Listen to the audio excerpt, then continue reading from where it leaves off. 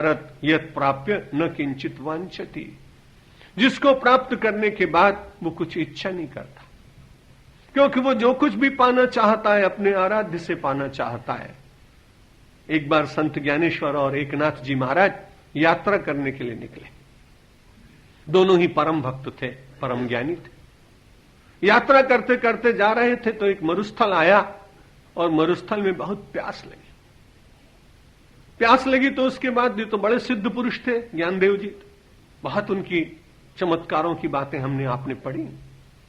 तो उन्होंने देखा कि वहां पर एक कुआं दिखाई पड़ रहा है। उसके पास गए तो देखा कि बहुत गहरा कुआं है और पानी बहुत गहराई में है, लोटा डोर कुछ है नहीं।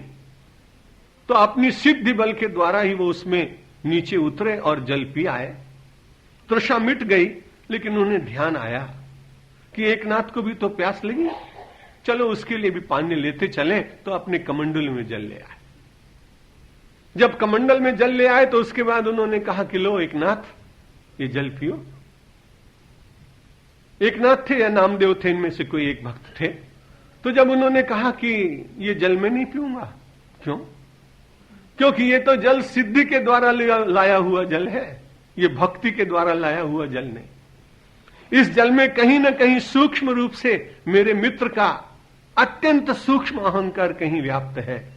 और यदि मुझे प्यासा जानकर भगवान को ऐसा लगेगा कि मेरा भक्त प्यासा है, तो भगवान मेरी व्यवस्था करेंगे। वो जाके कुएं के ऊपर बैठ गए। इनको तो कुएं के भीतर उतरना पड़ा था और वहां अपनी प्यास बुझानी पड़ी थी।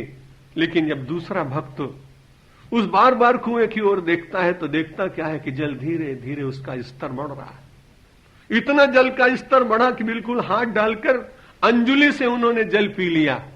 उन्होंने कहा मैंने इच्छा नहीं की थी, इसलिए न वांछति होने के कारण ईश्वर के भीतर प्यास जागी और उस प्यास को बुझाने के लिए वो समष्टि में व्याप्त परमात्मा अपने आप ही मेरे लिए व्यवस्था कर रहा है। और मैं बड़े आनंद के साथ ज्ञानेश्वर तुम्हारे द्वारा लाया हुआ नहीं, मैं अपने इष्टदेव के द्वारा लाया हुआ जल पी रहा हूं और अपने के जीवन को धन्यता की ओर ले जा रहा हूं।